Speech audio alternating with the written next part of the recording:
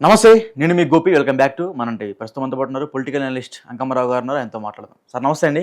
నమస్తే గోపి. ప్రభుత్వం అధికారంలోకి రాగానే లడ్డు, తిరుమల తిరుపతి లడ్డు మీద కల్తీ నెయ్యి కలిపి దాన్ని అక్రమంగా ప్రజలకు అమ్మేశారు అనే ఒక నింద ప్రభుత్వం రాగానే వైసీపీ మీద వేశారు.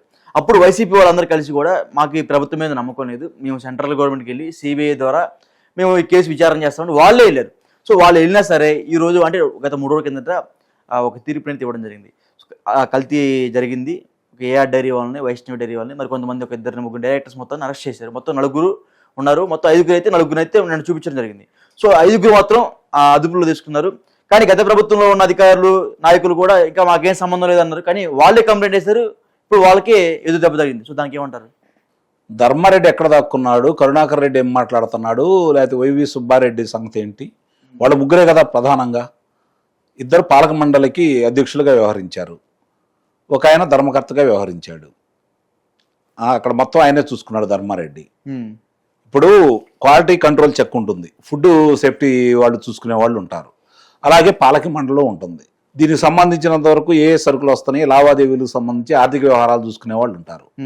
ఇంతమంది ఉండంగా కూడా ఇలా జరిగింది అంటే నిబంధనలు, ముఖ్యంగా ఇక్కడ మీరు తొంగలో దొక్కారు వాళ్ళ నిబంధనలు.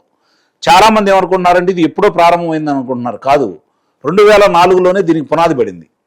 వైఎస్ రాజశేఖర రెడ్డి ముఖ్యమంత్రి కాంగల్లోనే తిరుమల తిరుపతి దేవస్థానం మీద ఆయన కన్నుబడింది. తిరుమల తిరుపతి దేవస్థానానికి సంబంధించిన ఆస్తులన్నీ ఆయన వేరే వాళ్ళకి సంక్రమించేలాగా ప్రణాళిక రచించాడు. అక్కడ తిరుమల తిరుపతి దేవస్థానంలో భక్తులు రాకుండా చేయాలని, అపవిత్రం చేయాలని వాళ్ళు ఆ రోజు నుంచేనే ఒక ప్రణాళికబద్ధంగా చేసుకుంటా వచ్చారు. ఒక 5 సంవత్సరాలు వాళ్ళకి సరిపోలేదు. వాళ్ళు చేయాల్సిన కార్యక్రమాలన్నీ కూడా చేశారు. ఆ రోజు చూశారు. ఇప్పుడు అక్కడ ఎంతమంది అన్యమతస్తులు ఈరోజు విధులు నిర్వహిస్తున్నారో, అలాగే విశ్వవిద్యాలయం, పద్మావతి విశ్వవిద్యాలయం కావచ్చు, శ్రీ వెంకటేశ్వర స్వామి విశ్వవిద్యాలయం కావచ్చు, అక్కడ ఎవరెవరు నియమించారు. సొయానా డిప్యూటీ ఈఓగా ఉన్న వ్యక్తి, మహిళా, ఆమె ప్రభుత్వ వాహనంలో, అంటే తిరుమల తిరుపతి దేవస్థానం వాహనంలో చర్చికి వెళ్ళి ప్రార్థనలు చేసిన సందర్భాలు కూడా అందరికీ తెలుసు. ఇవన్నీ కూడా ఆ రోజు నుంచి పునాదులు పడ్డాయి. ఆయన చనిపోయిన తర్వాత కొంచెం వెనకడుగు పడింది దానికి సంబంధించి. ఆ రోజే కరుణాకర్ రెడ్డి దీనికి ప్రారంభోత్సవం చేశాడు. అతని ఆధ్వర్యంలోనే కార్యక్రమాలు నడుపుకుంటా వచ్చారు. స్వయాన నాటి వైఎస్ రాజశేఖర రెడ్డి చెప్పాడు కదా, 7 కొండల వానికి 7 కొండలు ఎందుకు, 2 కొండలు చాలవా అని చెప్పని. అక్కడి నుంచి మొదలైంది. అక్కడి నుంచే దీని మీద కుట్ర పనటం మొదలైంది అనమాట. ఆ తర్వాత వీళ్ళు అధికారంలోకి వచ్చిన తర్వాత 2019 నుంచే నాకు తెలిసి ఈ కల్తీ నెయ్యిని తీసుకురావటం, అలాగే ఆహారంలో సంబంధించి, అంటే భోజనానికి సంబంధించినటువంటి నిత్యం భోజన వసతి ఏర్పాటు ఉండే రైస్లో అన్ని, ఒక్క రైస్ కాదు, అన్ని దినుసులు, దాంట్లో అన్ని వెచ్చాలకు సంబంధించి నాణ్యమైన తీసుకురాకుండా నాసిరకం తీసుకొచ్చేసి రుచికరంగా లేకుండా, పరిశుభ్రంగా లేకుండా భోజనాలు పెట్టడం కూడా జరిగింది. అది నిత్యాన్నదానం కదా, అది అవును, ఉచితంగా ఇచ్చేది వెంగబంబ సంబంధించిన దాంట్లో.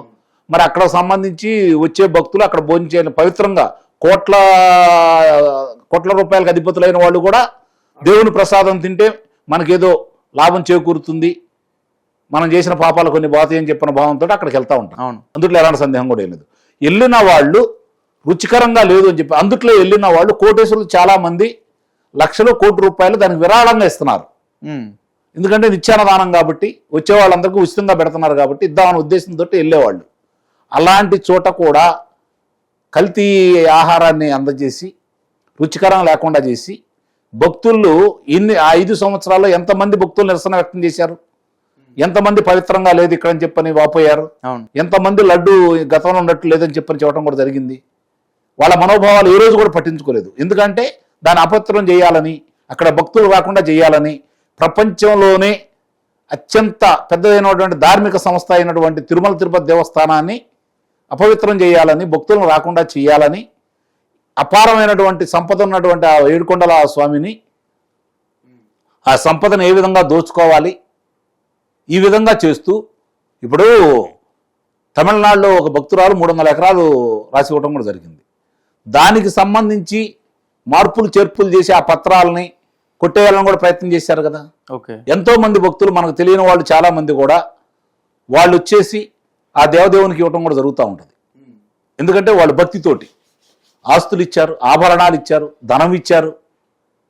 వాళ్ళు ఏదలుచుకుంటే అది ఆ దేవుడికి సమర్పణ చేసుకుంటా వచ్చేవాళ్ళు. మరి అవన్నిటి మీద కన్నుబడింది వాళ్ళకి. ఆ కన్నుబడింది కాబట్టి నిదానంగా చేసుకుంటే వాళ్ళు ఏమనుకున్నారంటే వాళ్ళే 5 సంవత్సరాల తర్వాత అధికార మార్పిడి జరిగిద్ది అనుకున్నట్టయితే చాలా చేసి ఉండేవాళ్ళు ఈ పాటికి. కానీ వాళ్ళు ఏమనుకున్నారంటే 25-30 సంవత్సరాలు మనమే అధికారంలో ఉంటాం, ఒకేసారి చేస్తే తిరుగుబాటు వస్తుందేమో, నిదానంగా చేసుకుంటూ వెళ్దామని చెప్పని ఇలాంటి కార్యక్రమాలన్నీ అక్కడ నిర్వహించారు. దానికి సంబంధించి ఈరోజు ఏఆర్ డైరీని బలిపశువుని చేశారు. నిస్సందేహంగా చెబుతున్నాను. అది ఉత్తరప్రదేశ్కు సంబంధించింది. అక్కడి నుంచే ఈ యొక్క నెయ్యి తీసుకురావడం కూడా జరిగింది.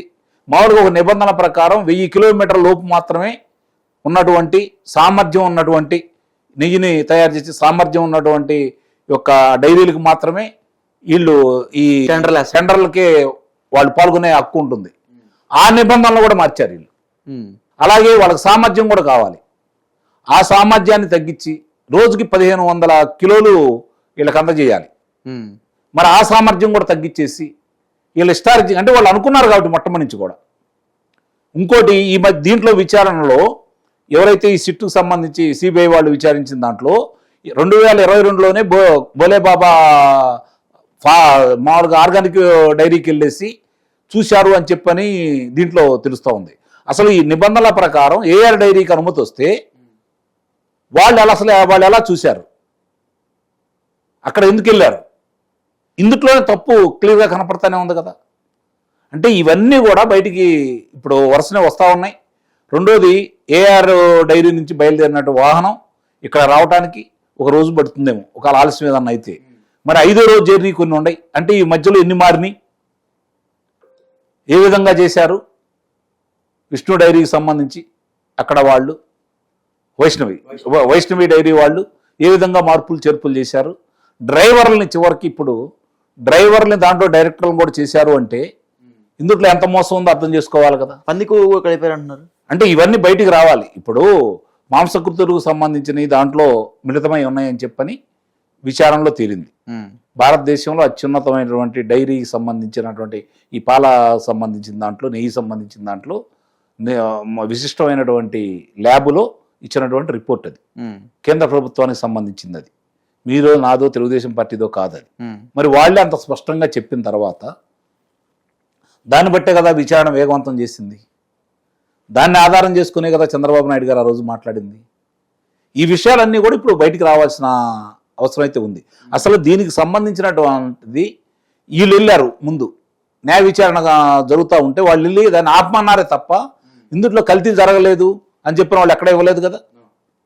విచారణ ఆపమంటున్నారు వాళ్ళు కోరుకున్నట్టు సిబిఐ చేతిలోకి వెళ్తే అతని యొక్క జగన్మోహన్ రెడ్డి యొక్క కార్యక్రమాలన్నీ గతంలో చూశాం కదా. ఎప్పుడో 2013లో అతను బయటకు వస్తే 2011లో అతనికి అభియోగం మోపితే సిబిఐ కోర్టులో ఈ రోజు వరకు కూడా విచారణ జరుగుతానే సాగదీస్తానే ఉన్నారు కదా. అట్లానే ఇది కూడా జరిగిద్దని చెప్పి వాళ్ళు భావించారు.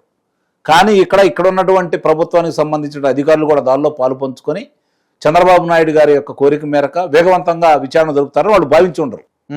మిగిలిన వ్యవస్థలను మొత్తాన్ని ఏ విధంగా అయితే మనం అదుపులో తీసుకోవచ్చో ఇది కూడా అట్లానే చేసుకుందామని చెప్పని ఈ కల్తీ నెయ్యిని కూడా కల్తీ మద్యంలానే చేద్దామని చెప్పని వాళ్ళు భావించారు. వాళ్ళ పాపం పండింది కాబట్టి ఒక్కొక్క విషయాలన్నీ బయటకు వస్తున్నాయి. దేవదేవుడు చూస్తానే ఊరుకోడు కదా. ఆయన్ని అపవిత్రం చేయాలనుకున్న వాళ్ళందరినీ ఏం చేయాలో మొత్తం చేస్తాడు. దానికి తోడు ఆ దేవదేవునికి భక్తులైనటువంటి ప్రథమ భక్తులైనటువంటి చంద్రబాబు నాయుడు గారు అలాగే మిగిలిన వాళ్ళందరూ కూడా దీని మీద తగు చర్యలు తీసుకొని ముందుకెళ్లే కార్యక్రమంలో ముందుకెళ్తున్నారు. కాబట్టి ఈ విషయాలన్నీ మనకు బయటకు వస్తూ ఉన్నాయి.